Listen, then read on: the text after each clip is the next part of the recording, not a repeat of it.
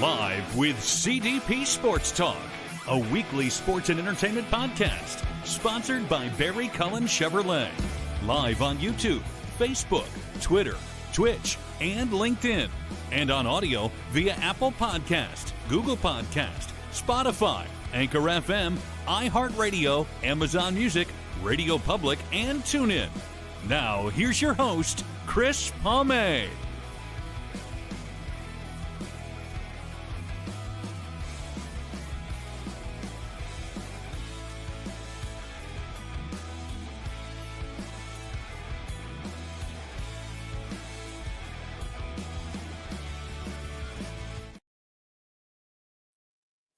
Good afternoon or good morning. Welcome to season 10, episode 2, overall 497 of Live with CDP Sports and Entertainment Talk Show, brought to you by Barry Cullen Chevrolet Dealership at 905 Woodlawn Road West here in the Guelph Automo.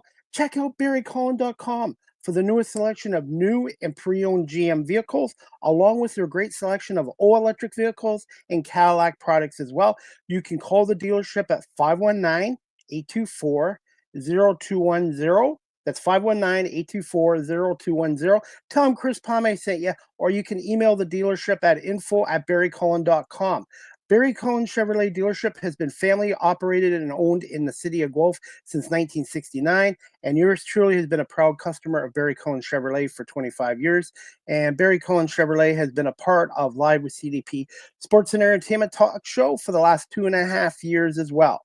Live with CDP Sports and Entertainment Talk Show is also sponsored by Wellington Brewery at 950 Woodlawn Road West here in Guelph, Ontario. Check out their website, wellingtonbrewery.ca. Try a Welly on, and please remember to drink responsibly. Wellington Brewery is celebrating their 40th year of operation and is one of Canada's oldest local craft breweries as well, and proudly Canadian. So please check out Wellington Brewery, which isn't far from Barry Cullen Chevrolet here in Guelph. I hope everyone is doing well on this. I can't believe it's already Wednesday, February 19th, 2025. And I'm excited to have my guest on today. This is her first appearance on our show, and her name is Saskia Bee. She is a stand-up comedian and MC out of Arizona, and we're going to bring Saskia on, and we're going to talk a bit about her comedy career and how she started up in the industry and coming from Alabama, going down to Arizona as well. Good morning. How are you doing? I'm great. Good morning. How are you? I am doing well. How is the weather in Arizona right now, out of curiosity? It's great today, actually. There's a little bit of cloud cover, which is not typical. I walked my dog this morning and I had flip-flops on, if that tells you anything. But I mean, this is Phoenix, so it doesn't ever get terribly cold, which is part of why I'm here, because I don't like being cold. So. What kind of dog do you have? What breed? Oh my God, she's a mutt. She's just a little whippet mix. She's a little skinny, blonde, cutie pie with Yoda ears and just a big black wet nose. And she's my sweetheart. She's got long legs. I call her my leggy Peggy. Dogs are great. By the way, I do some volunteer at a local humane society as well. I'm hoping to get a dog again. They just add so much to your life. Absolutely. And I'm so glad that you said that you're going to go to the Humane Society. Yeah, we should adopt and not adopt, don't shop. And I've been volunteering at a humane society for many years, and I wish I could take them all home with me. They're all great dogs. But where I'm at, they have a good high adoption rate, so that's really important too. That's wonderful. I'm originally from a place in Alabama, and in the rural areas there, dog dumping is a big problem. There's a lot of, just people out in the country, they don't spay and neuter their dogs. So they'll have litters and they'll just leave them in the middle of nowhere. So there are animal rescue people that I used to be in contact with who would go out there at all hours and pick up full litters of puppies that were just left, to fend for themselves. So anytime anybody wants to adopt instead of buying from a breeder, I always appreciate that, because you just never know what's going on out in the world. you don't know what that dog's life was like before it got to the shelter. So Absolutely. And every dog and every pet I've ever had has come from a local humane society here. good. So right now we're having technical difficulties with Instagram. So hopefully our show will be on Instagram at some point. It does happen. And I'm sure it happens in the comedy industry too, as well. Sometimes mic issues and all that. Yeah. All right. And by the way, here we've got about 3.5 feet of snow. So last year we had a mild winter here, but this year Yeah. we've paid for it. But you know what? I guess I'm used to it being in Canada, the 4 seasons, and the shoveling the snow. I don't mind because it's good cardio, so I don't have to go to a gym. Well, that's a good attitude, and you can keep all of that snow for yourself. I don't want any of it. You I know was what they gonna say in say, Arizona? You can't shovel sunshine. yeah. Hey, I gotta ask you this. I've never been to Arizona. I've been to 13 different states, but is the heat in Arizona, is it like a humid heat or is it more of a dry heat? Oh, it's a dry heat. It's absolutely an oven. In the highest temperatures of the summer, walking around, it feels like living inside of a hair dryer. It's like that. Wow. So air conditioning is a must in Arizona. Yeah, I would say so. So what's the off-season temperatures like? Still in the 70s, 80s? Oh, it's beautiful. The reason why people are in Arizona and are willing to deal with the summer is because once you're out of the summer season, the rest of the year is fantastic. The weather is perfect for being outside and hiking and just doing anything outdoors. It's wonderful. This time of year, it's really, really nice. How much of an adjustment was it coming from Alabama to Arizona? Uh, Culturally, it was honestly not that huge of an adjustment because I came from Birmingham, which is, I lived in the suburbs of a city and then moved to the suburbs of another city. So it was pretty comparable in that way. But weather wise, uh, as you may or may not know, in the deep south, it is incredibly humid. And here it is incredibly arid. So there is an acclimation period when you move from a humid place to an arid place. The first several weeks, maybe even months that I was here, I was having nosebleeds because it just dries out all of your mucous membranes and your sinuses and all of that stuff. I mean, your earwax will dry up and fall out literally. So that was kind of an adjustment and just having to ramp up your water intake because out here, even if you sweat, it evaporates like immediately. So you're not cognizant of how much water you're losing like you would be in the South where you're drenched in sweat. I mean, if you're sweating, because it's not evaporating, it's just clinging. Out here, you have to be a lot more conscientious, which is why there's a lot of danger for tourists who come here and go hiking and don't prepare adequately or bring enough water. Sometimes people have to get helicoptered off of the trails that are in the mountains in the valley around here. So it's definitely been an education for sure, acclimating to this part of the country. But I love it. I mean, it's very different geographically from where I came from, which is very green and a lot of trees and grass and just very verdant and lush. And the desert is not. It's the desert, but it is so beautiful in its own way. I don't think I've seen as much of the sky, as I have out here. I never saw that much in Birmingham because we were, covered in trees. But out here, it just feels like the sky goes forever. It's awesome. I Are totally you get the appeal of people moving west. are you a big hiker? I wouldn't say I'm a big hiker. I like to go on a hike every so often, but it's not, a major undertaking of mine. And my husband, on the other hand, he has gotten really heavy into hiking. He's got a goal of he wants to hike the Grand Canyon rim to rim. And it's a thing that you have to be, in a certain physical shape to Condition. do. And he's been Yeah. training for it and doing all of the trails that are around here in our immediate area.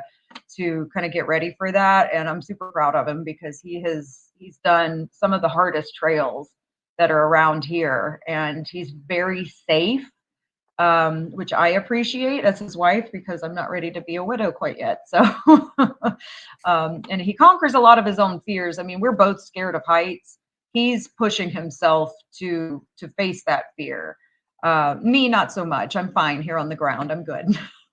Same here. But you know Yeah. what? The last couple of years, I actually went up the Arch in St. Louis. I went up the Sears Tower in Chicago. I normally wouldn't do things like that, but I actually did. But you know what? It's a lot different than doing in the Edge Walk. In Toronto, they have the CN Tower, which is one of the biggest buildings in the world, and they have this thing called the Edge Walk, where you're on the outside of the CN Tower of 1,100 feet in the air. No thanks. So if I Nope. do go up a building, I make sure I stay inside and not go on the outside of it.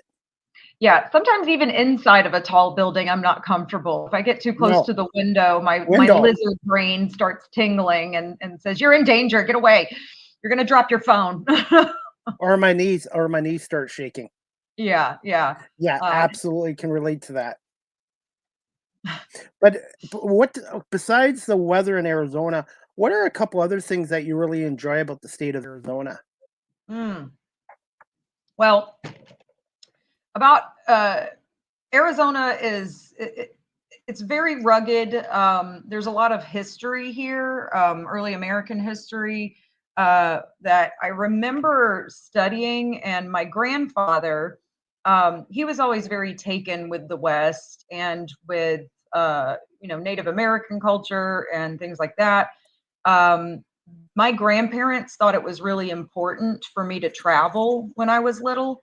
So one of my formative experiences was a cross country road trip that I took with them when I was 8 or 10 years old. And so we drove from Tuscaloosa, Alabama, through the Plains states. We went up to the border of Montana and then back down to Las Vegas and then drove home through Oklahoma. So I got to see a lot of the country on that trip, and it was very impactful for me, because it made me realize that this is a really big place with a lot of different kind of people who speak a lot of different ways and eat a lot of different kind of food and have a lot of different hobbies, and they're all wonderful in their own way. So I carry that with me. So part of being out here in Arizona and in the West is really fully getting to explore the things that I got a little tiny taste of as a kid. I think coming here, one of the first things that I thought was so exciting was going to Tombstone. Did you ever see the movie Tombstone? No, I did not. Watch it. It's Okay. supposed to be a pretty close historical representation of what happened in the OK Corral shooting, if you're familiar with any of that. Yeah. But it's a fascinating place because all of the original structures are still there. It's this tiny, dusty town that was once a big mining town, but when all the mining operations ran dry, it kind of went by the wayside. And I think for a long while, most of the buildings there were in disrepair and were basically just shuttered. But there's a legacy there where a lot of people who live in Tombstone and reside there.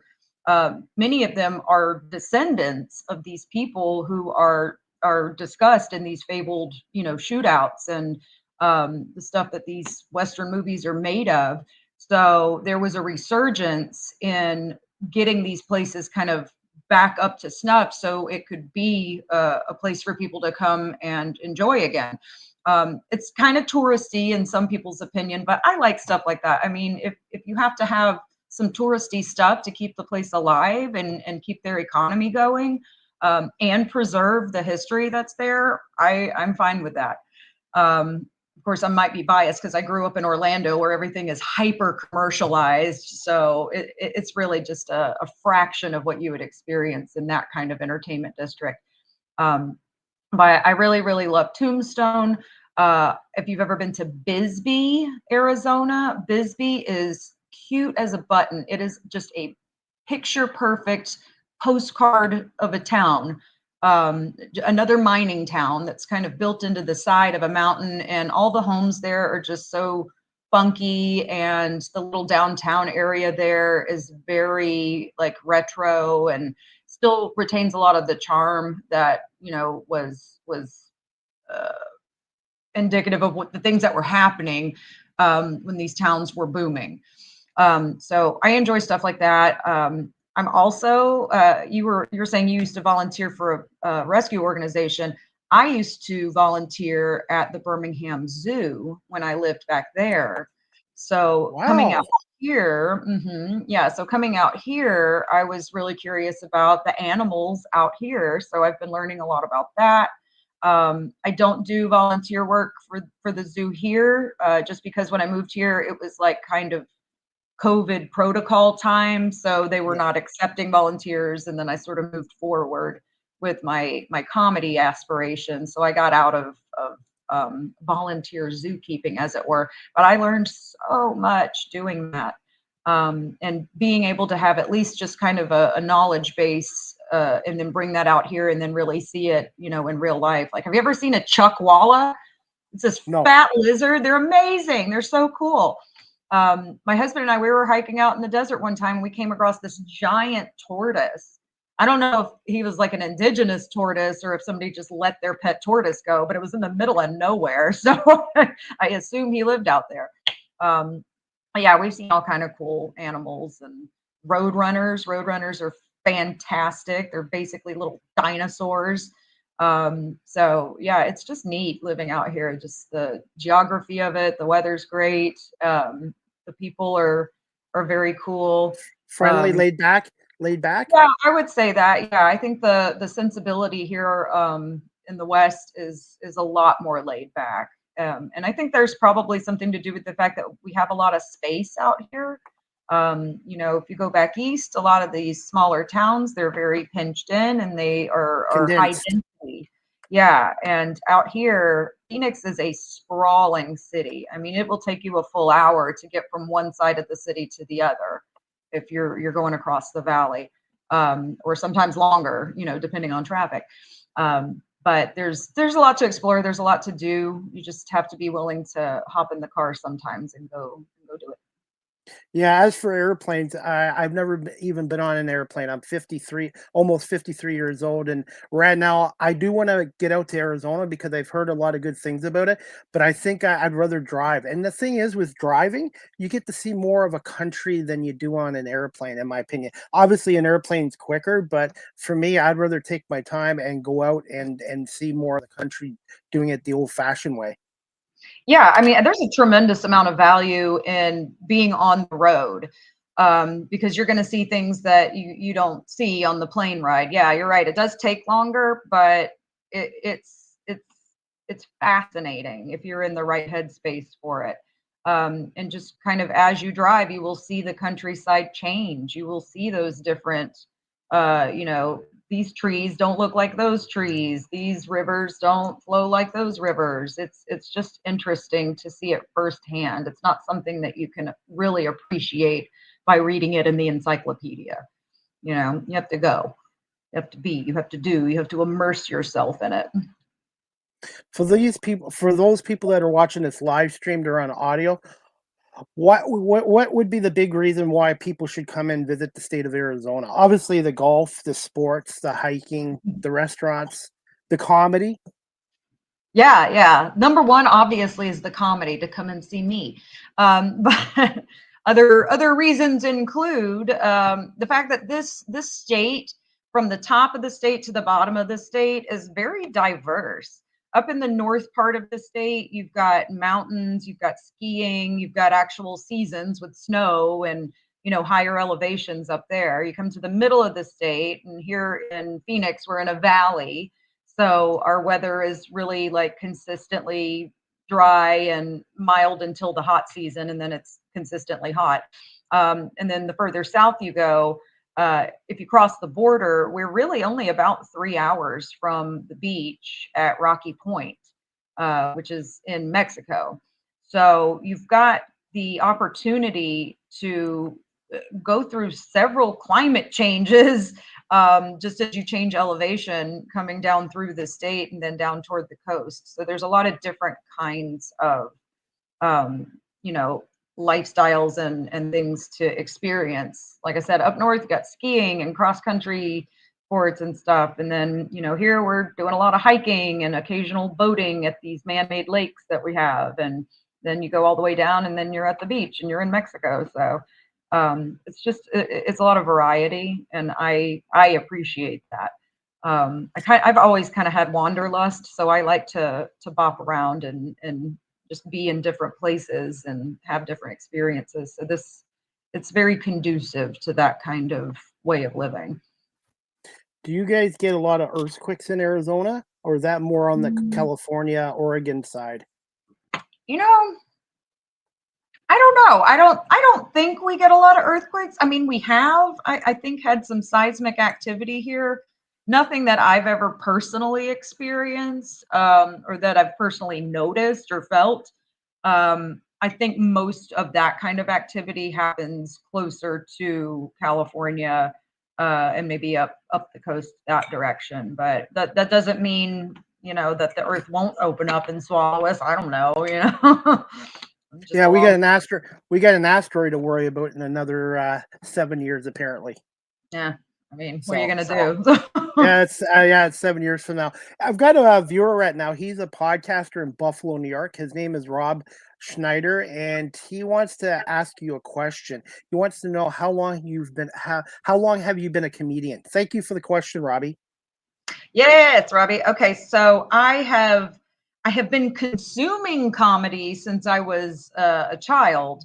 I was a theater kid growing up, so I was, you know, in drama classes, and I did a little bit of like print modeling and industrial work, stuff like that. But I didn't really get into comedy proper until I was about 36 years old. When I was living in Birmingham, the situation was this: my husband was working out of state, so he was only able to come home, you know, every few weeks or every other month or something like that. So I just had a lot of time to kill, and I was like, all right, well, this seems like a good enough time to start a hobby. And there was a comedy class that was being offered at the local comedy club, which was the StarDome in Birmingham. And so I thought, all right, this is the perfect time. I'm going to go do it. And so I did that comedy class, and just really, really fell in love with it. I mean, I think it's something people had always told me in middle school and stuff like that, that I should try stand up, because I was always very kind of dry and kind of snappy with comebacks and things like that. But I never had the opportunity to do it. So this was the opportunity, and I took it, and I learned those fundamentals in that class that I took. And I also kind of dipped a toe into improv comedy, which I still love. And I also maintain that the best stand-up comedians, in my opinion, are the ones that have improv chops. So if they can do improvisational comedy, they're going to be a stronger stand-up comedian, in my opinion, because it's just an attitude of being present and accepting what the circumstances are in front of you, and working with that. I think there's a whole lot of ego in stand-up comedy, and improv is more like team sport. So there's a spirit of creative collaboration in that. And I try to bring that to my stand-up practice, because, you know, even if you were just a solo performer, you were still part of a lineup. You were still part of a multi-person production, and you should operate in service of that production. And that means being kind to the other people on the lineup, and promoting your shows and promoting them, and being excited for them, because the notion that we are competitive in comedy is wrongheaded. There's not competition here. There are so many different voices and different kinds of comedians that it doesn't benefit us to want to, you know, work against each other. You want to work with each other, because we can't, I mean, you can do a one-person show, but unless you've already got a very well established reputation, you're not going to sell a lot of tickets. So there's an element of teamwork that you have to bring to this, and that's my background in theater and improv. Kind of informs that. For those people that are watching this show live stream or on audio, and they're looking to get into the comedy industry, what advice would you give to them? I mean, I'm an academic-minded person. I took a class, and I think that there's like a small contingent of the comedy community that would say, "Well, that's not real comedy if you take a class." And it's like, shut up. Yes, it is. What do you want to learn? If you want to learn something, go to somebody who can teach it to you. Whether that's a formal class or it's just a casual mentorship with somebody who's been doing it a while, you're not going to figure it out in a vacuum. You have to have some kind of resource to follow up on. And it just makes sense to me to take a class where somebody has already done the hard part, which is just organizing the information in a digestible format to give you a place to start. So that's what I would do is just find a class, sign up for it, and go and see if you like it, see if you've got a knack for it. There's also a lot of people that will try stand-up comedy, and maybe that's not their strength, but maybe they're really good writers. Maybe they end up being sketch comedy writers instead of stand-up comedians, or maybe they end up being improvisers instead of stand-up comedians. Or maybe they do a little bit of everything. I'm kind of a dilettante. I do everything. I'm not great at any one thing, but I have experience in a lot of these different kinds of comedy. And I think that just speaks to like being well-rounded. You want to be well-rounded in any industry, don't you? You want to have the perspective, at least, even if you don't have the expertise, to have the perspective to say, oh, I see what's going on here. I see what this needs. I see what this lacks. It's all information. So yeah, bottom line on that, take a class, find somebody who knows better than you do and ask them. They are typically really happy to share the information if they're passionate about what they're doing. And if they have, discoveries that they've stumbled across, they are typically very excited to share that information. So don't be shy asking for it. Like seek it out and listen to what people have to say. But also, with the caveat that like any kind of advice, you should respect where they're coming from based on their experience and what they bring to the table. You're not going to ask the ice cream salesman how to do stand-up comedy. You need to go ask a comedian how to do stand-up comedy. So, be judicious about your sources, but that's where I would start.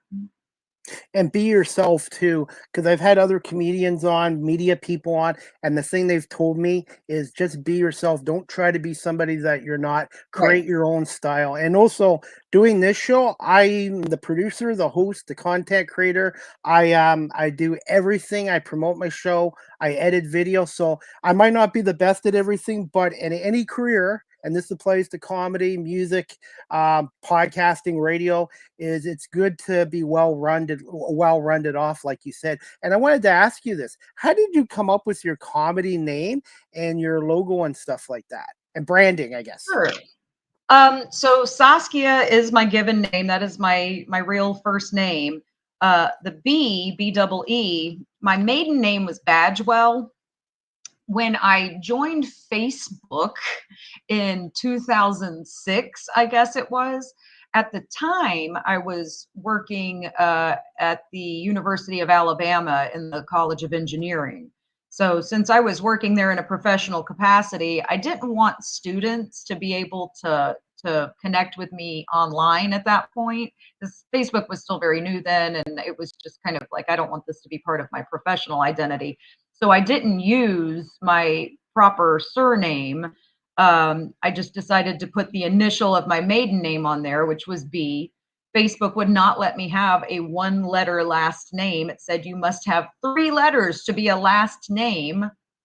So I said, okay, B-E-E, B. There you go. You happy, Facebook?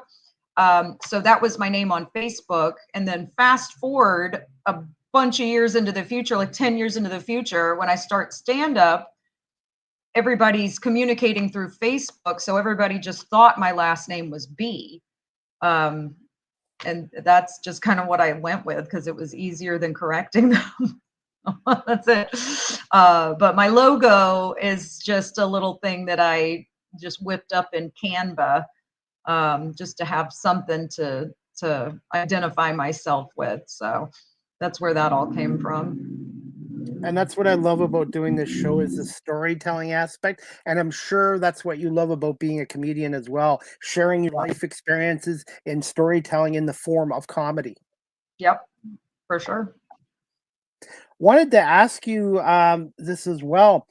For those people that have never seen you perform live, how would you describe your comedy style? And what are your thoughts on slapstick comedy? Because I know I grew up in the 70s with Laurel and Hardy and the Three Stooges and stuff like that. Do you still see a future for slapstick comedy as well? I love slapstick comedy. I see nothing wrong with that. I think a lot of people's first introduction to comedy when they're a little kid is slapstick kind of stuff. It's basically like Looney Tunes, you know, we all watched that growing up. So physical comedy is amazing. And if you really start studying stand-up comedy, you will start to realize that even though people who are just standing on a stage with a microphone, the ones that are the most engaging actually are very physical. Because, you know, think about it. Just seeing somebody stand on a stage, that's boring. That's visually uninteresting.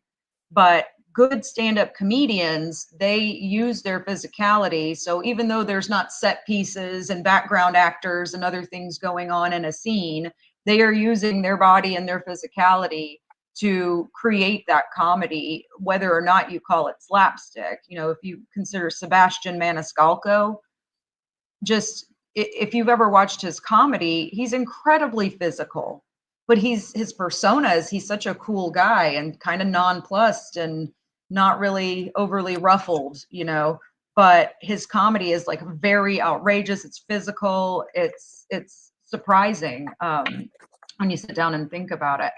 For me, if you come to see one of my shows, I try to inhabit some of that physicality. It depends on how much time I have on stage because you can't always do those bits that require a whole lot of act outs and stuff if you've only got like a 5-minute set or something. But yeah, I would also say if you come to see me, what you get may vary from show to show because I try to be a very versatile, accommodating kind of performer. And by that, I mean, if the producer wants a very buttoned up, clean show, that is the show you will get from me. If the producer wants a wild and crazy, you know, bar show that's bawdy and rowdy, that's the show you're going to get. So it's really on the producer to tell me what are they trying to curate, and then I will cater to that. And you know, try to do it without losing my own voice in it. But we're all multifaceted people, so it's not very difficult for me to shift gears in that way because a lot of my jokes, not all of them, but a lot of the jokes that I have written over the years, I can clean them up, I can dirty them up, I can, you know, tweak the subject, I can tweak the punchline, I can make it work for whatever the situation calls for. Where do you get some of your inspiration from your jokes? And when you're doing a live performance, how much do you get the audience to participate in your show? And how long does it take for you to engage the audience mood, I guess? Sure. So joke inspiration, for me, it can come from any place. Sometimes things occur to me driving down the road, and then I have to find my phone while I keep my eyes on the road and make a voice note so I don't forget it. Or I will be at lunch with a friend and we will be talking and something funny will be said and I'll have to write that down right then. Other times, and this is a thing that I'm trying to work on being better at, if you sit down and do some free writing, and by that I just mean write whatever's in your head. It doesn't have to be funny. It doesn't even have to make sense. It's just purging your brain of all of the random thoughts that we all have every day, and making space for the creative part of your brain to turn on. I don't know about you, but I'm like a very list oriented person. And every day there's a list, whether I have it written down or not, of things that I have to accomplish. And, you know, some of those are your daily chores. Like I got to walk the dog. I have to feed the dog. I have to take my vitamins. I have to do A, B, and C.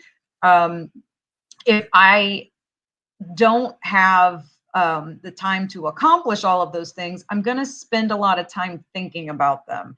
And that's going to prevent me from doing creative work. So if you sit down and you write it all out and just kind of get it out of your head, that makes space for other things to come. And on that, you know, point, it's not just free writing about nothing. Sometimes I'll pick a topic and I'll just start making lists about what I like about it, what I hate about it, what's good, what's bad, what people think, what are some similar phrases, what are some opposite things that don't mesh with it. And just kind of think around a subject in a lot of different ways and be willing to write stuff that's not funny. You're going to have to write a whole lot just to get one good joke. You'll write 100 terrible jokes to get one good joke. And you just have to be willing to grind through that process, and do a little bit every day. It's one of those things where if you don't use it, you lose it, you know. It's like muscle tone. You have to do a little something every day to just make sure you're staying in shape with that. Now, your other question, the audience, how do I engage the audience? That again, that's going to depend on the audience. It's going to depend on the makeup of that room. There are rooms here in Phoenix, like the House of Comedy that I mentioned. The demographic for that room, it tends to be a little older. It skews a little right of center. They like a certain kind of comedy. They like stuff that's, you know, maybe a little bit tongue-in-cheek dirty, but they don't like raunch. They don't like crass. So you sort of walk a line to figure out where their sensibility is. And it's all information. So, you know, I've had bad sets there, but that's because I was not familiar with that room and the sensibility of that room. And I've gotten a lot better at it since then because I paid attention to what they like and what they don't like. Other places are harder to get laughs at, but that doesn't mean they're not enjoying the show. I think a good example of this might be some of the 55 and up communities. They're not just belly laughing. They don't really do that a whole lot. But that doesn't mean that they're not really enjoying themselves, because they will typically come up to you after the show and give you really good feedback and say, oh my God, I love that so much. I'm so glad that you guys came out to do comedy for us tonight, blah, blah, blah. So all of these kinds of feedback are valid, and I try to be open to that. And you can't ever get mad at your audience because they're not laughing.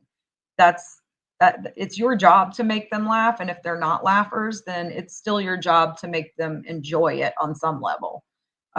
So you always have to keep that in mind, because these are people that are paying a lot of times to come and see you and to get out of their own head and to get, you know, to escape from their own life's problems and stuff. So it never makes sense for a comedian to turn on an audience and treat them like they're the problem. That's never, ever the case. When you do your jokes, do you have like family or friends that you test them out on to see what the reaction is before you do them on live stage? Sometimes, yeah. My husband, he and I ping back and forth pretty good. Some of my best jokes are ones that he wrote and gave to me. So he's not interested in being a comedian. So I get all the material that he comes up with that I think is funny. And occasionally I'll say something that I'm working on, and he'll laugh, and we'll go, okay, there's legs on that one. My dad is incredibly funny.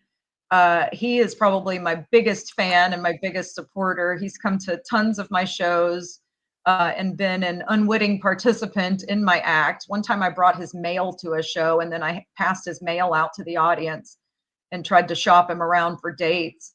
So that was fun. But yeah, I'll test things out on any willing ear.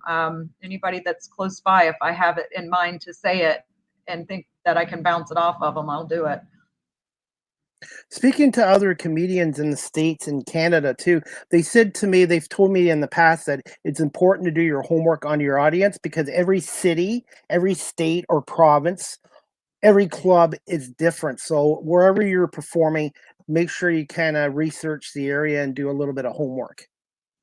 Yeah, I mean, it never hurts. You want to be kind of the expert in the room if you're going to be the person on stage with the microphone. So you do need to be cognizant of what's happening, not just in a general sense for where you are, but in that immediate night at that venue. Do you have a party of bachelorettes coming in? That's good information. Do you have, a group of people that are co-workers and they're celebrating a company party thing or something like that? All of these relationships and the things that are happening in the audience can factor into the jokes that I tell. I mean, if you've got a table full of bachelorette, partiers there, then that I'm going to give them jokes that pertain to their situation tonight, because that's just what makes sense. I remember one time I did a show and the audience was a company party for a hot air balloon company. They were all hot air balloonists.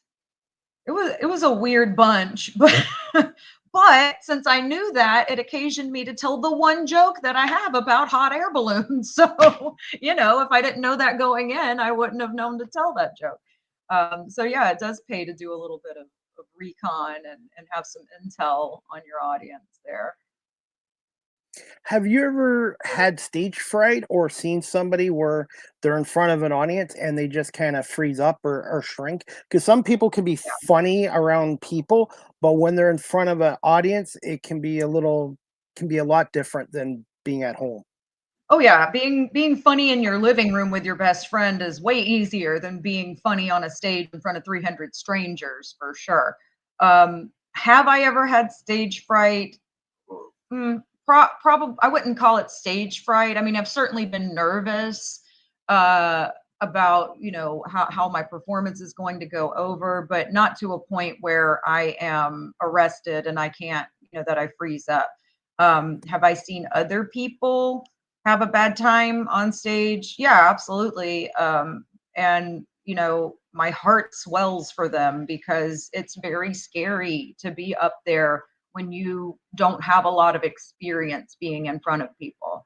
I mean, like I said, I've been in theater and stuff since I was a kid, so I'm fairly used to it. But for people that are just starting out and maybe don't have that personal history of being on stage a lot already, it can be really intimidating. I remember I saw a comedian, she was doing an open mic set somewhere and her microphone malfunctioned, or like the wire fell out or something. You go to these shows at these dive bars, the equipment is garbage. And so her mic was messed up and she lost her place in her set and she got really flustered. And I could see the tears in her eyes starting to form. I could see her panicking. And fortunately, this particular room was a very supportive room where everybody was like, girl, you've got this. Just keep going, keep going. And they just kind of gave her the grace and she worked her way through it.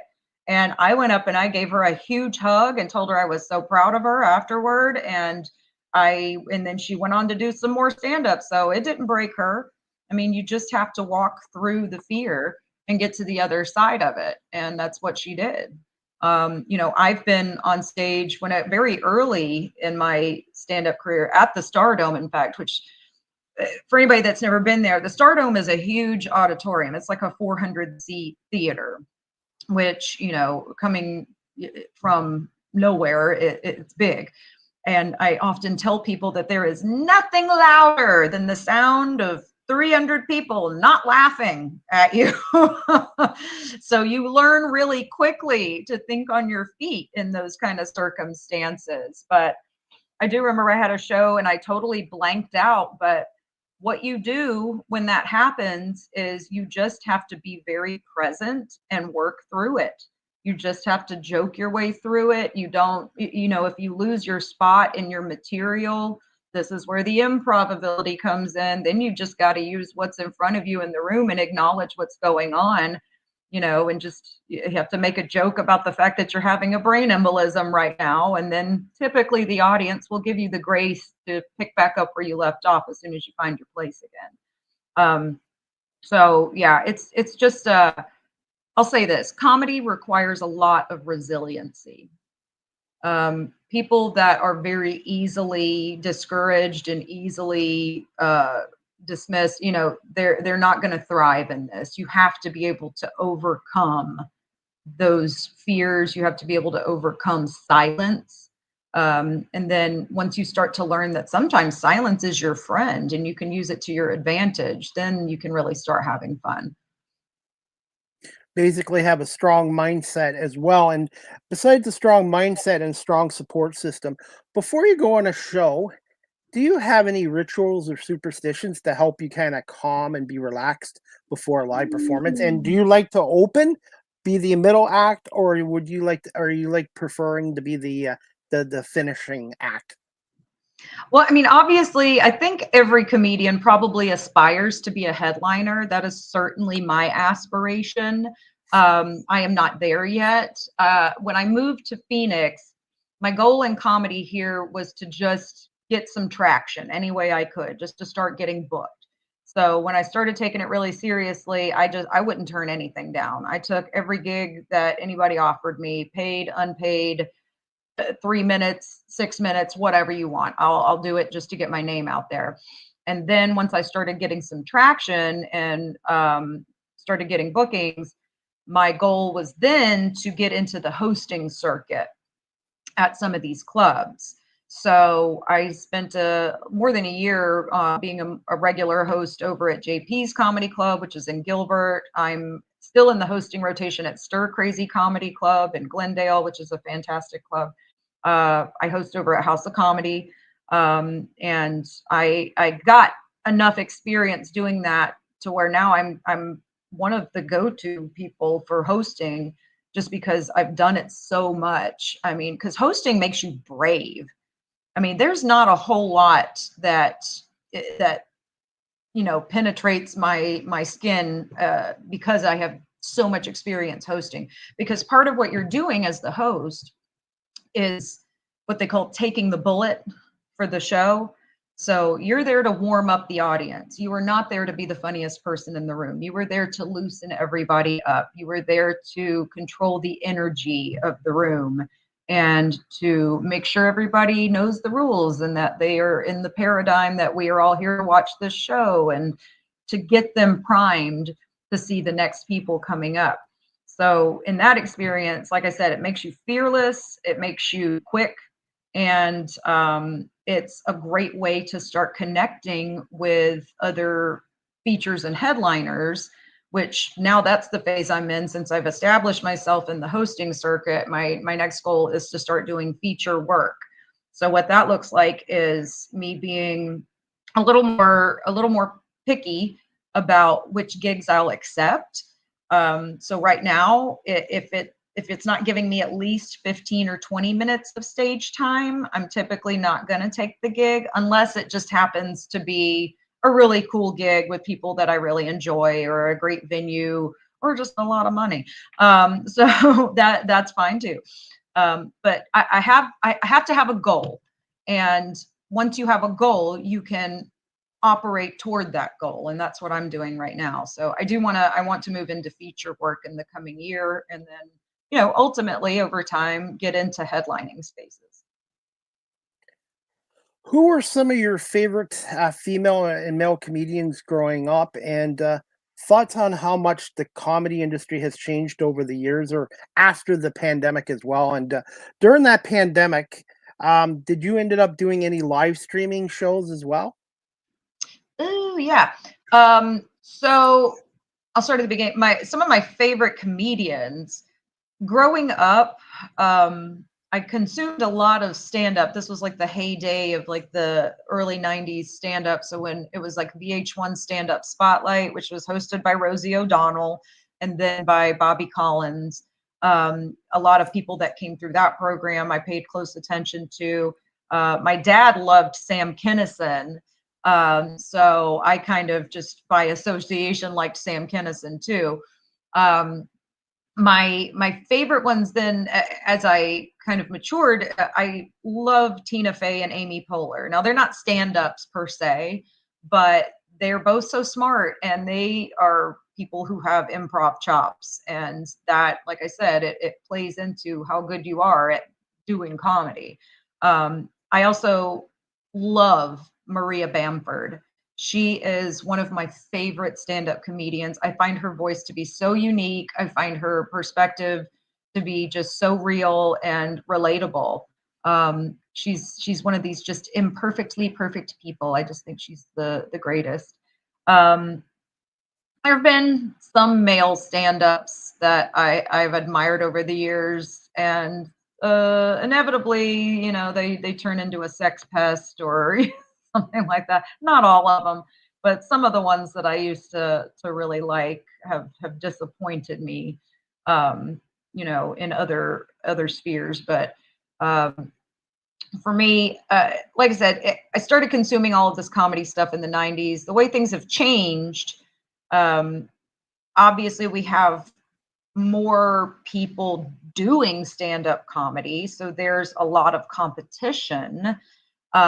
There's the thing with the pandemic, I did like 1 or 2 Zoom shows, and it just really wasn't for me, because the whole point of doing live comedy is that you are live, you're in a space with other people having an energetic exchange. You know, you're having a real experience in a room with other people. It's like going to a concert, and when everybody in the stadium is singing the lyrics all together, that's an experience that you can't replicate at home by yourself.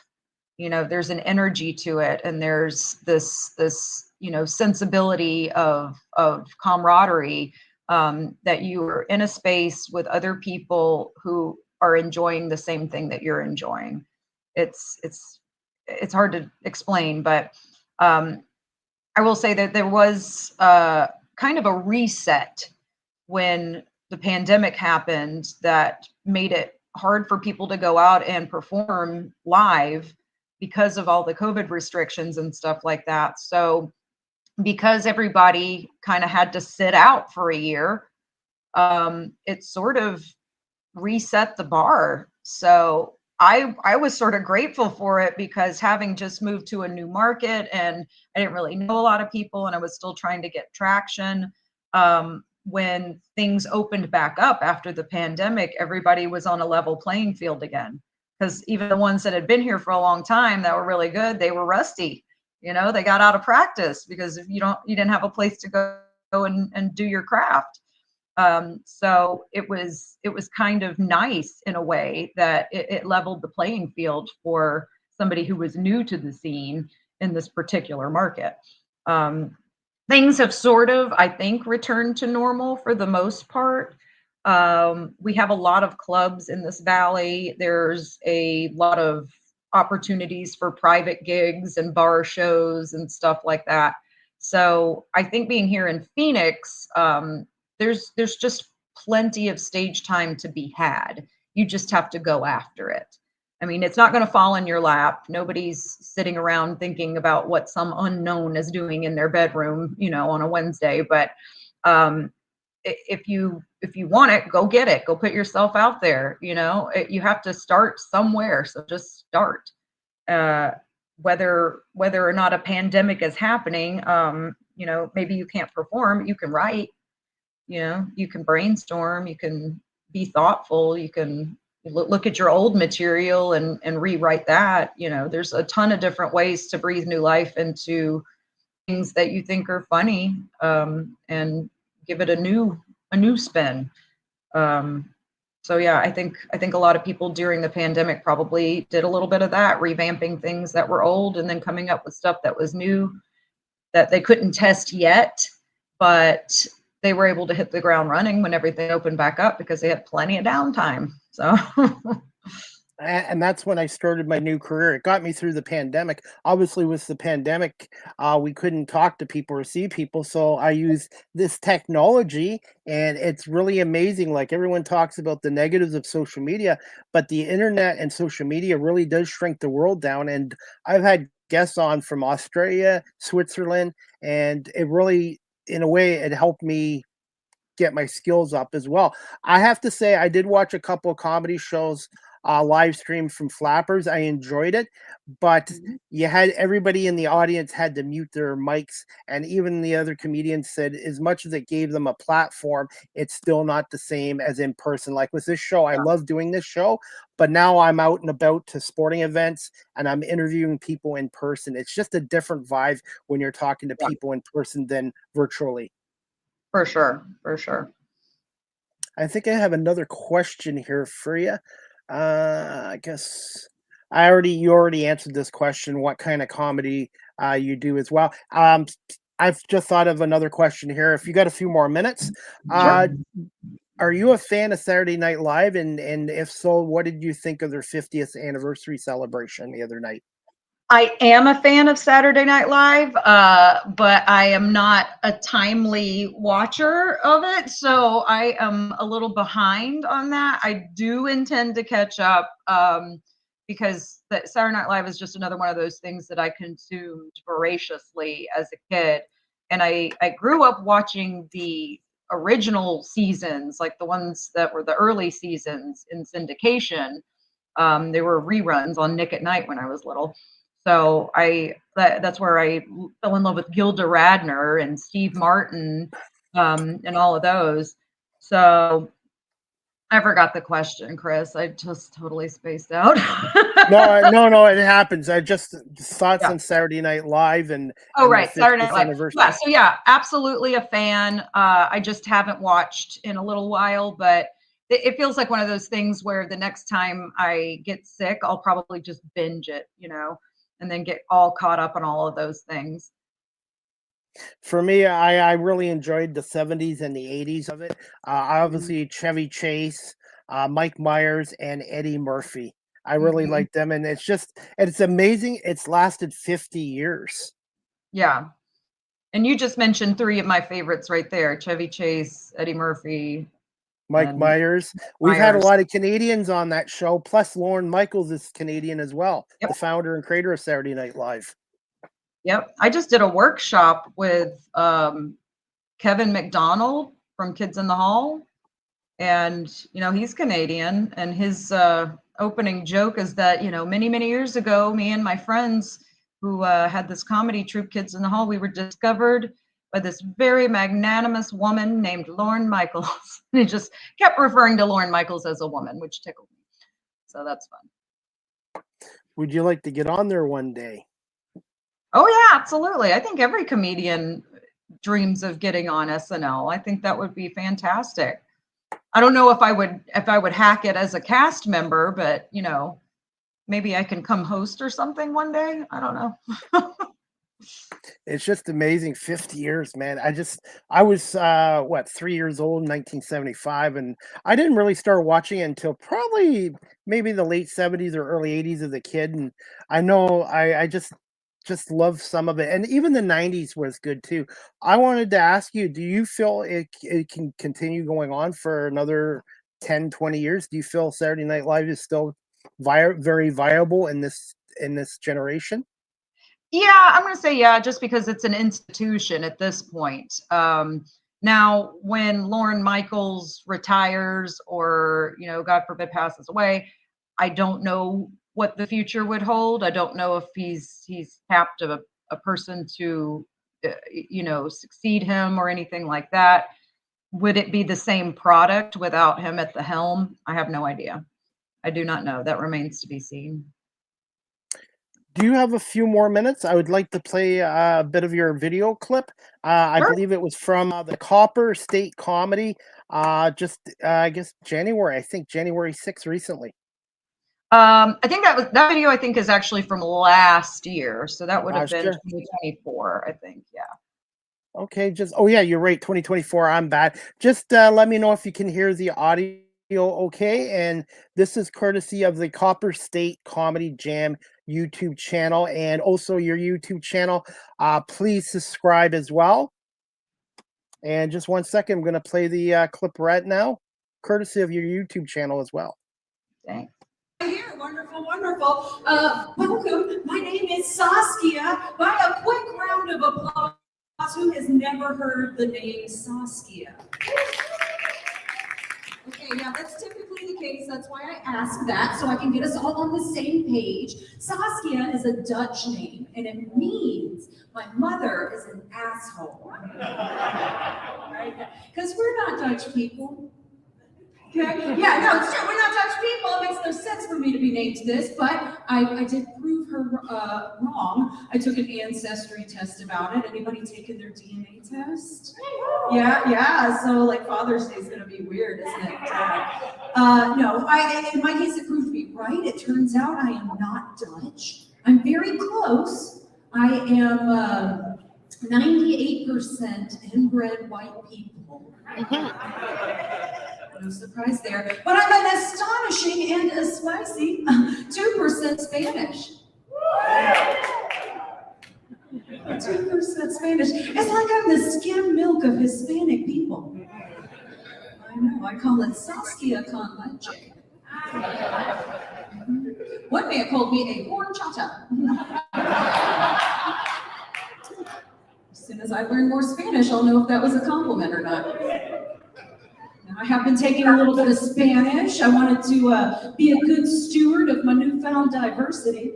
And I've been learning a few words of the language, and I was hoping I could practice on you guys tonight. Is that okay? All right. Yeah, see, I asked permission, not like Bob. That's called consent. Now, here, I'm proud to say for the first time tonight as a Latinxa that I am muy gracias to you for being my putas. Did I say it right? Thank you for being my best friends.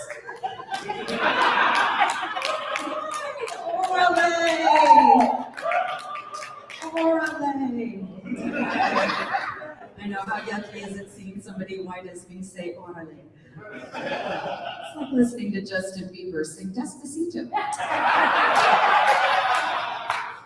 He doesn't know what that word means, okay? Now, as you can probably tell by my diction and my pronunciation, I am a huge bitch.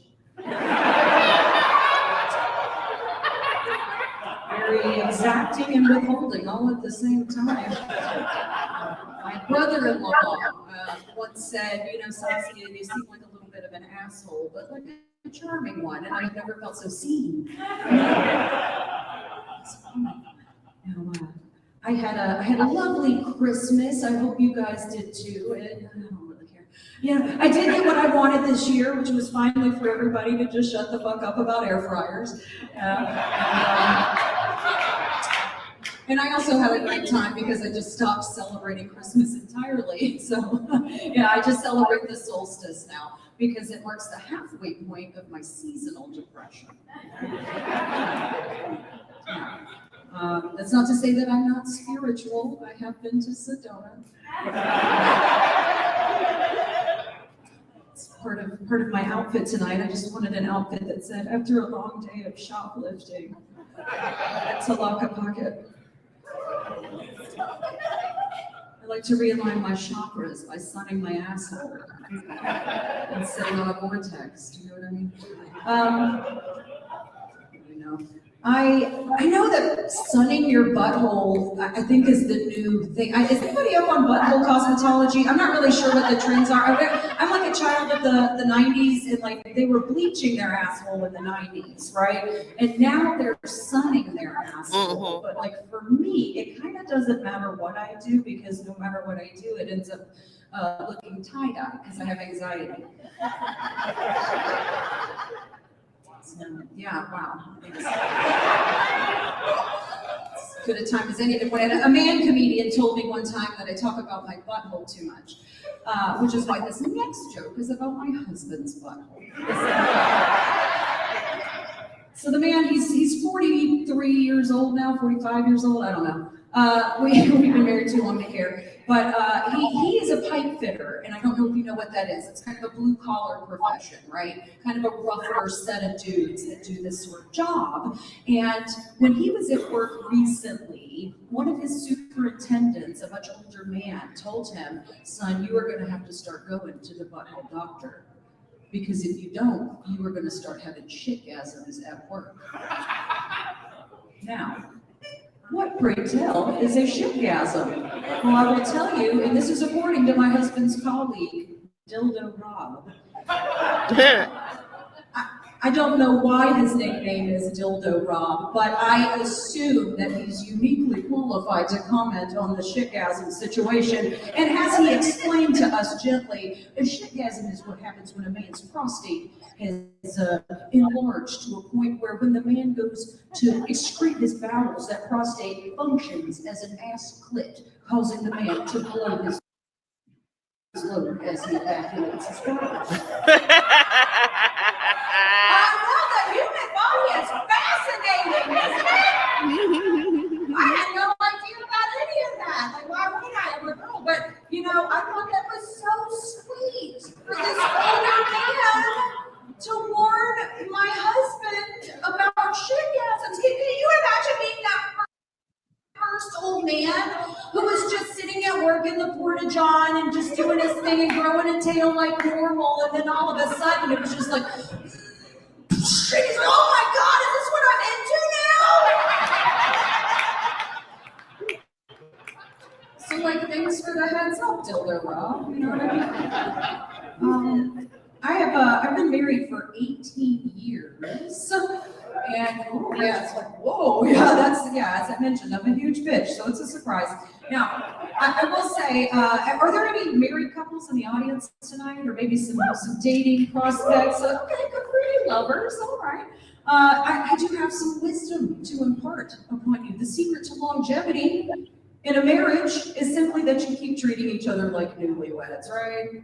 Right, yeah, and people ask me, you know, how do you do that after 18 years of marriage? In my case, it was really simple, because every single day for the first 15 years of our marriage, that man was in prison.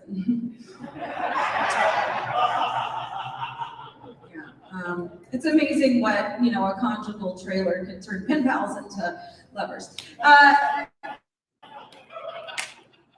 We're doing great now, Now, he and I, we've discovered you also have to put forth some effort to keep it spicy in the bedroom, right?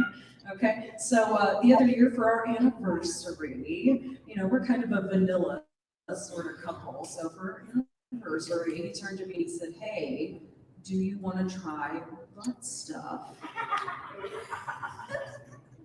Okay, and now I'm gonna have to admit, I did have to overcome a little bit of discomfort with wearing that strap on.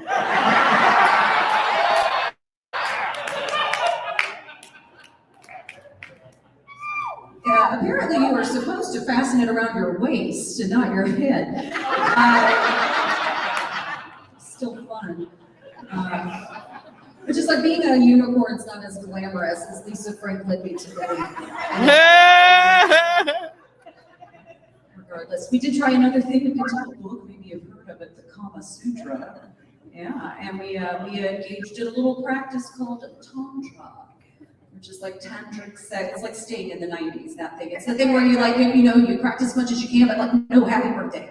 So we did a lot of practice, and I am kind of pleased to say we set a new lovemaking record in my home just this past week. My husband and I, we made love for 13 minutes.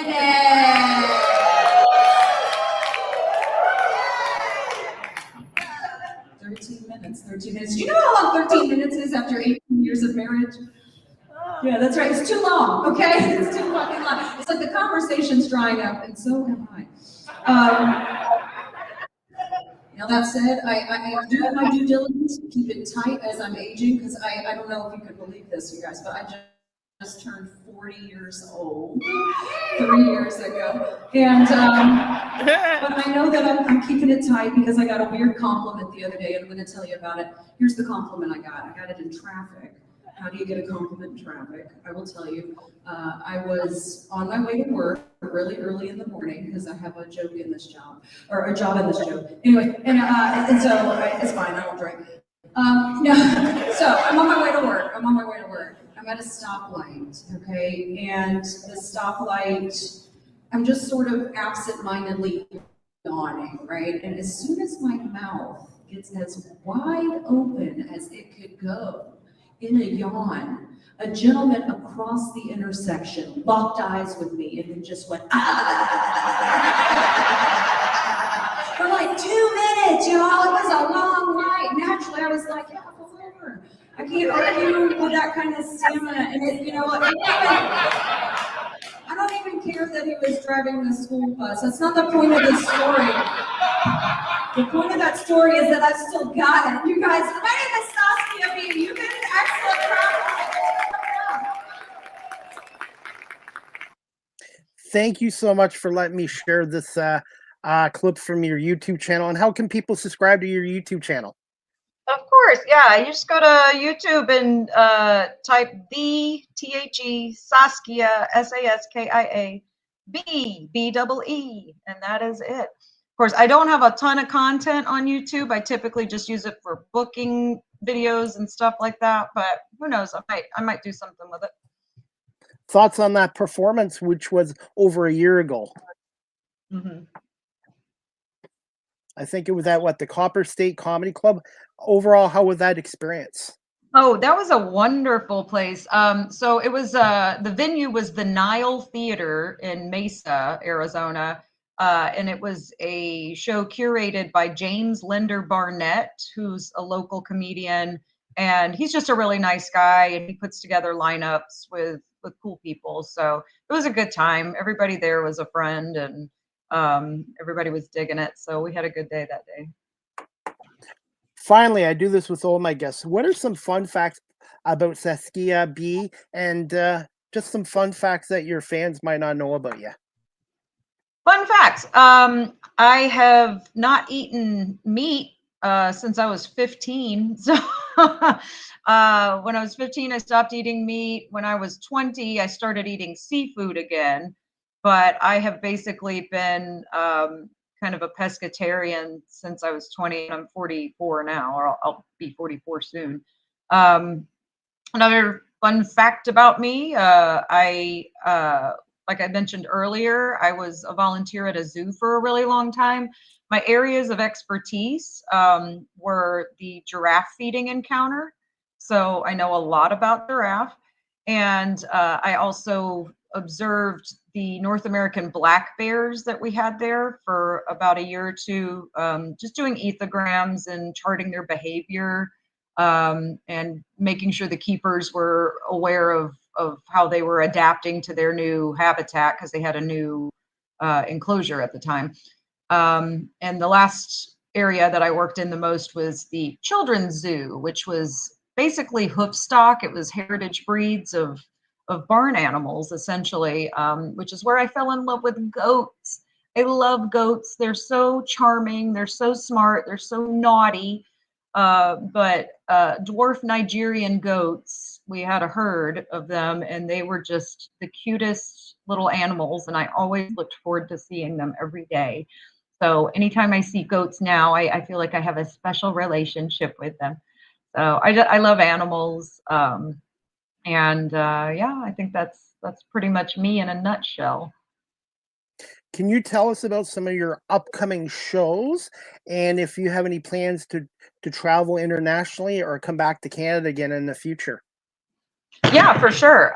So coming up, I will be at a place called Jared's Coffee, Tea, and Gallery in Mesa, a show curated by Kate Burrell called The Feature Act. I'll be doing a feature set there, and that's coming up on this coming Saturday, I believe the 22nd. And then that following Monday on the 24th, I'll be at the Hon-Dah Casino and Resort in Pinetop, Arizona, to do a hosting / feature set with my buddy Chris Bennett, who will be headlining, and he's incredibly funny. And then in a few weeks, I'm actually going to go up to Seattle. So I probably won't make it over the border into Canada on that trip, but I'm kind of just putting feelers out in Seattle so I can make inroads there because I have a friend that just moved there and she's starting her own business, and she has very graciously invited me to come and stay with her anytime that I want to. So if I have a little home base there, maybe I can start exploring that market a little bit and kind of creep up toward the border again. So I may be back in Canada sooner than I think, hopefully. What was your experience like at Windsor, at the club there in Windsor? So the mic that I went to in Windsor, it was at a brewery. So it was not a formal comedy club. It's more of just kind of a bar show, really. But everybody was super duper nice. I mean, Canadians are kind of known for that. Y'all are pretty nice. And yeah, it was a lovely audience. And I remember being worried because the material I was doing at the time was kind of like Spanglish, learning Spanish stuff. And I just didn't know if people up there would get it because I don't think a lot of people speak Spanish in Canada. But sometimes it just takes one table who's got one Spanish speaker there to appreciate the mistakes that you're making in the joke. And they'll tell the other people what's going on, and it carries through. So it ended up playing off just fine. So yeah, I had a great experience in Canada. I'd go back there anytime. And I want to say thank you so much for coming on here today and giving us over an hour of your time. I really appreciate it. And before I let you go, do you have one question for the host? And where can my audience follow you on social media and the best way of contacting you? Yeah, absolutely. So for you as a host, I'm curious to know what kinds of personalities you like to draw in to talk about things besides sports, obviously. Like what's interesting to you? Who do you want to talk to? I've had a couple of female ventriloquists on, one from LA, one from Australia. I've had doctors on my show, psychiatrists on my show. I've had people from obviously the sports world on my show. I want this show to be a full talk show and to be very diverse. What I'm most proud about is my show is very diverse with guests and topics. And I just don't want to be stereotyped as this guy can only talk sports. He's a one-trick pony. So I just love talking to people. In my last profession, I was in corporate security for almost 24 years, and I had to deal with a lot of people in a gambling facility, rich people, poor people, people with mental health issues. So I learned how to think on my feet, learn how to talk, and also learn how to listen. And that's the thing too with this show. It's about the guests, not about me. And the biggest thing is listening, because I can prepare questions for my guests, but when you talk to your guest, they can also answer your question and give you 5 or 6 different answers to other questions. So to me, whatever you do, comedy, radio, music, or whatever, it's important. Listening is just as important as speaking. And I just love the storytelling aspect of this, and having guests on from 7 different countries around the world and audience listening in 41 countries around the world. And I want to prove to people that age is just a number, and never give up. Whatever you're doing in life, it's never too late to switch careers. And that's what I loved about your story, because you started your comedy career a little bit later in life too. Yeah. Absolutely. Well, I really enjoyed talking to you. And if you're a good listener, you should try improv. I think you might be good at it. Improv is a lot of listening. Maybe you should do that as an experiment. I should. And I've had a couple of comedians watch your show today. Latasha Hughes, she's a comedian out of Massachusetts near Boston. And another one, her name is Angela Robinson. She is a comedian out of the DMV, the District of Maryland and Virginia as well. And I've just been so lucky to connect with so many people from different professions and especially the comedy industry as well. And I'm hoping one day I can get out to Arizona. I don't think I'm going to fly out because I don't like airplanes and I don't like heights. So I'm hoping to get out there one day. And if I do, I will definitely look you up and love to see you perform live. And by the way, you have an open invite to come back on my show again in the future if you're ever interested. Awesome. Thank you so much. Well, this was lovely. Thank you so much for having me today. And how can people follow you on social media and your website? Yeah, absolutely. So I am very cheap and I refuse to buy a domain name, even though I know it only costs like $11. It's the principle of the thing. So I have my own website that's just a Google site. And you can access it from either of my social media pages on Facebook and Instagram. My username there is at B Saskia. So that's BEESASKIA. And I want to say thank you so much for coming on. Please give me a little bit of time this afternoon and I will send you the video, the audio, and then I'll break this into video clips because you know our society nowadays has a short attention span. Yeah. So Yeah, thank you. So that's another thing I should have brought up with you too, because nowadays everybody wants things quick. So I'll do some video clips into 30 to 40-second clips if you'd like to share on your social media as well. Yeah, that'd be great. Thank you. Well, I hope you have a great rest of your day and continue success in the comedy industry. And we'll definitely keep in touch with you as well. And thank you so much for coming on live with CDP Sports and Entertainment Talk Show, my 497th episode today. Awesome. Thank you so much, Chris. I hope you have a great day too. You too. Thank you so much. Take care. Bye. All right, guys, that concludes season 10. Episode 2, overall 497 of Live with CDP Sports Entertainment Talk Show, brought to you by Wellington Brewery and Barry Cullen Chevrolet here in Guelph. And I am working on a guest for my 500 show, so stay tuned for details, which will be next week, my 500 Live with CDP Sports Entertainment Talk Show. And I want to say thank you again to Saskia Bee, a stand-up comedian and an MC out of Arizona, for coming on here today. I really appreciate it. Please follow her on Facebook and Instagram, and she's also got a website as well. And I left her email on here as well. And her website, I believe right here, it is through Google. Go through google.com, view Saskia Bee /comedy as well. So thank you so much to Saskia Bee for coming on here today. And also, guys, my next show, next Live with CDP Sports and Entertainment Talk Show, again, sponsored by barrycullen.com and wellingtonbrewery.ca, is going to be tomorrow, Thursday, February 20th at 7:30 p.m. Eastern, with my special guest, Daveen Kerr, a trilingual stand-up comedian out of Washington, D.C. She's originally from Montreal, so this will be Daveen's second time to come on, and she's going to talk about her latest comedy shows and acts as well. So I'm excited to have Daveen Kerr on for the second time tomorrow night at 7:30 here on Live with CDP Sports and Entertainment Talk Show. And I want to say thank you to my audience for watching this live stream and on audio. And if anyone out there is watching and they're interested in sharing their unique story, please email me at cpame19@gmail.com. I'm always looking for guests with unique stories to share on here as well.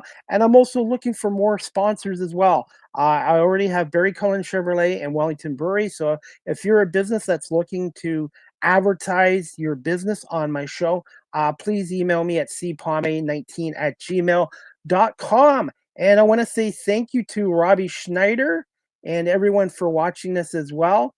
I really appreciate that. And before we wrap this show up, guys, one of my sponsors, Wellington Brewery at 950 Woodlawn Road West here in Guelph, Ontario. Check out their website, wellingtonbrewery.ca. Try a Welly on, and please remember to drink responsibly.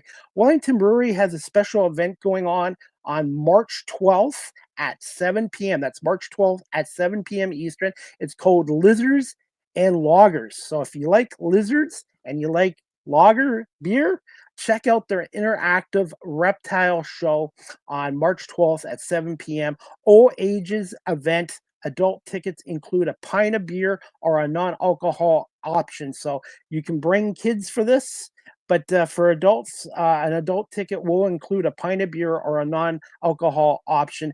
March 12th, 7 p.m. at Wellington Brewery at 950 Woodlawn Road West in Guelph. So if you have kids and they're fascinated with lizards and reptiles, bring them to this interactive reptile show. All ages welcome event, and adult tickets include a pint of beer and stuff like that. And Wellington Brewery is celebrating their 40th year as one of Canada's oldest local craft breweries as well, and they're the official beer sponsors of Live with CDP Sports and Entertainment Talk Show. All right, guys, as we wrap up this show, Just want to say thank you to everyone for watching this again. And also, if you're looking to adopt a pet, check out the Cambridge and District Humane Society, 1650 Dunbar Road in Cambridge, Ontario. Telephone number 519-623-7722, extension 0, or visit their website, cambridgehumanesociety.org. And all the animals that are up for adoption, their profiles are on the website, and they're also selling 2025 Cambridge District Humane Society calendars on their website for $10. And if you're looking to support the quarterly raffle draw, you can get tickets through their website. Click on events as well. And if you're looking to volunteer as a dog walker like I do twice a week, go to cambridgehumanesociety.org and click on their volunteer application form as well. And they do a great job getting our furry friends adopted down at the Cambridge District Humane Society. Adopt, but don't shop.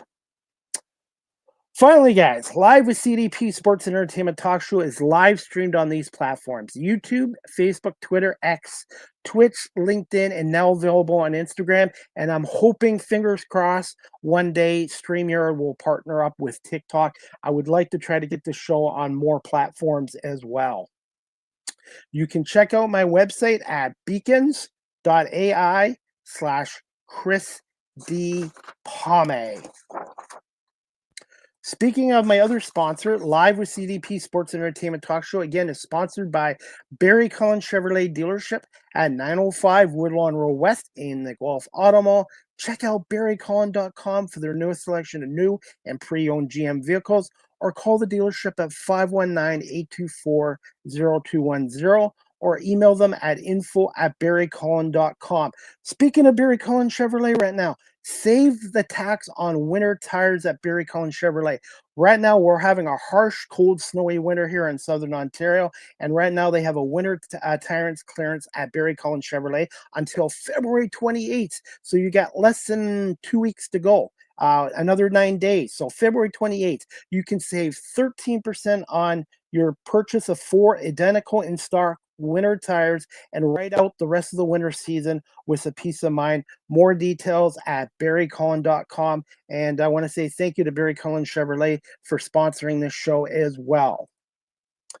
You can also follow this content creator. I am back on TikTok at Live with CDP, or type in Chris Palme. Unfortunately, I lost my longtime TikTok page there. It's a long story, so I'm trying to get back my followers. So please look for me on TikTok. Just type in Chris Palme or at Live with CDP and make sure you hit follow. I am posting a lot of great content on TikTok. And also, I'm on Blue Sky. If you guys haven't joined Blue Sky is a new form of Twitter, and I'm on there at Live with CDP19 on Blue Sky social media as well. StreamYard is the official live stream provider of Live with CDP Sports and Entertainment Talk Show. If you're into webinars or podcasting such as yours truly, check out StreamYard.com. They have basic free plans or paid professional plans like I do. And if you're a business that does a lot of webinars or podcasting or live streaming, check out StreamYard.com and contact their sales department for pricing for professional businesses as well. Live with CDP Sports and Entertainment Talk Show, the audio version is on these platforms: iHeartRadio, Amazon Music, Spotify for Podcasts, Apple Podcasts, Breaker, Pocket Cast, Spotify, Castbox, LinkedIn, Pandora, Tuned In, YouTube Music, and Good Pods. And remember to hit subscribe and follow there as well. And also check out my YouTube channel. Type in Chris Palme, Live with CDP Sports Talk, and hit that subscribe and like notification. And I want to say thank you to all my subscribers and viewers on my YouTube channel as well. Finally, you can email me, Live with CDP Sports and Entertainment Talk Show, at cpalme19@gmail.com. I'm also on PayPal if you'd like to contribute to my radio and media work. cpalme19@gmail.com on PayPal. And also, if you'd like a personalized video message from yours truly, I am on the Cameo family site. cameo.com and type in Chris Palme and book your cameo today. And I would be happy to do a video greeting, video message for you on Cameo. And that's about it, guys. I want to say thank you to my guest again, Saskia Bee, a stand-up comedian and MC out in the Arizona area, for coming on here today. And I'm looking forward to my next show, which is, again, brought to you by Barry Cullen Chevrolet and Wellington Brewery here. Thursday, February 20th, again at 7:30 Eastern, with my special guest, stand-up comedian, trilingual comedian, Davine Kerr. And we're going to talk some more comedy with her as well. And I am excited. I'm going to have a special guest lined up next week for my 500 show, and I want to say thank you to all my wonderful guests over the past 5 years, and everyone for supporting this show, especially my sponsors, Wellington Brewery and Barry Cullen Chevrolet. I hope everybody has a wonderful afternoon, and we'll see you back here Thursday night at 7:30 for another edition of Live with CDP Sports and Entertainment Talk Show, brought to you by Barry Cullen Chevrolet Dealership and Wellington Brewery. Have a great afternoon. Have a great afternoon, everyone. And thanks for watching and listening to Live with CDP Sports and Entertainment Talk Show.